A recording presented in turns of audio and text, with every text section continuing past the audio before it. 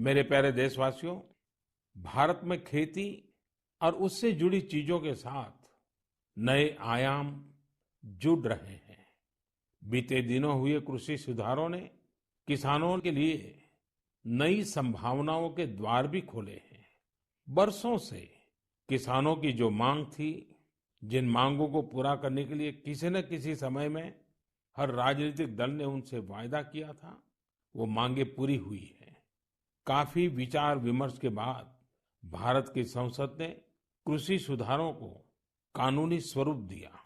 इन सुधारों से न सिर्फ किसानों के अनेक बंधन समाप्त हुए हैं, बल्कि उन्हें नए अधिकार भी मिले हैं, नए अवसर भी मिले हैं। इन अधिकारों ने बहुत ही कम समय में किसानों की परेशानियों को कम करना शुरू कर दिया है। महाराष्ट्र के धुले जिले के किसान जितेंद्र भोईजी ने नए कृषि कानूनों का इस्तेमाल कैसे किया, ये आपको भी जानना चाहिए।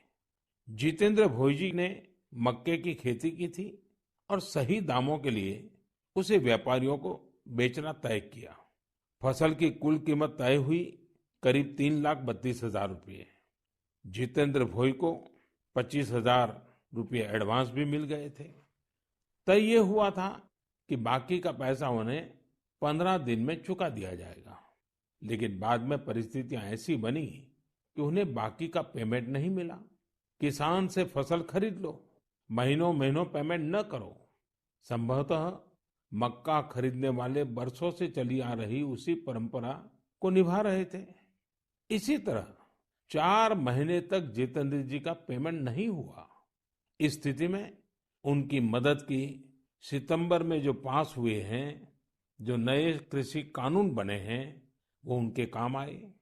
इस कानून में ये तय किया गया है कि फसल खरीदने के 3 दिन में ही किसान को पूरा पेमेंट करना पड़ता है और अगर पेमेंट नहीं होता है तो किसान शिकायत दर्ज कर सकता है। कानून में एक और बहुत बड़ी बात है। इस कानून में ये प्रावधान किया गया है कि क्षेत्र के एसडीएम को 1 महीने के भीतर ही किसान की शिकायत का निपटारा करना होगा। अब जब ऐसे कानून की ताकत हमारे किसान भाई के पास थी, तो उनकी समस्या का समाधान तो होना ही था। उन्होंने शिकायत की और चंद ही दिन में उनका बकाया चुका दिया गया। यानी कि कानून की सही और पूरी जानकारी ही जितेंद्र जी की ताकत बनी। क्षेत्र कोई भी हो, हर तरह के भ्रम और अफवाहों से दूर सही जानकारी हर व्यक्ति के लिए बहुत बड़ा संबल होती है। किसानों में जागरूकता बढ़ाने का ऐसा ही एक काम कर रहे हैं राजस्थान के 12 जिले में रहने वाले मोहम्मद असलम जी।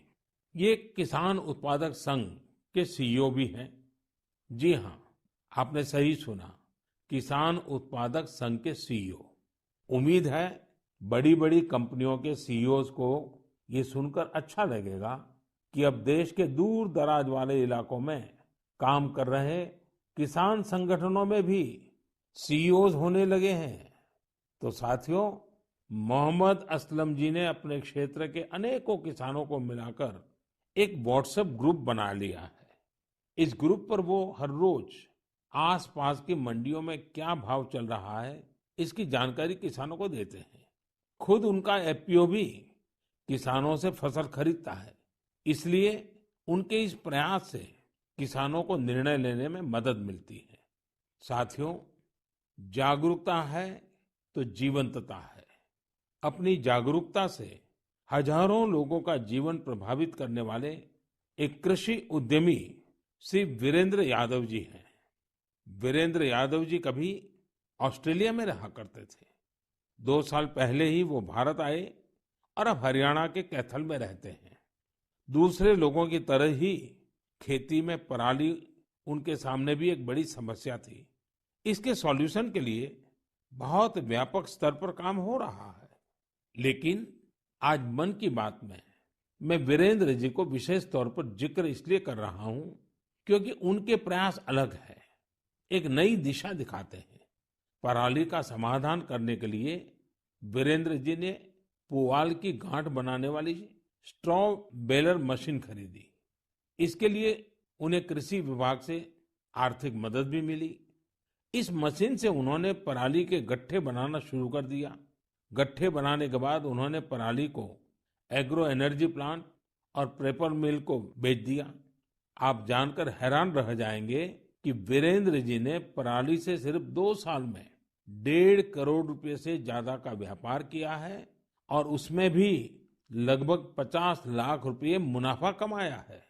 इसका फायदा उन किसानों को भी हो रहा है जिनके खेतों से वीरेंद्र जी पराली उठाते हैं।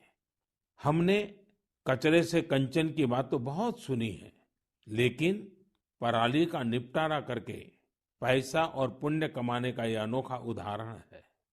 मेरा नौजवानों, विशेषकर कृषि की पढ़ाई कर रहे लाखों विद्यार्थियों से आग्रह है कि वो अपने आसपास के गांवों में जाकर किसानों को आधुनिक कृषि के बारे में, हाल में हुए कृषि सुधारों के बारे में जागरूक करें। ऐसा करके आप देश में हो रहे बड़े बदलाव के सहभागी बनेंगे।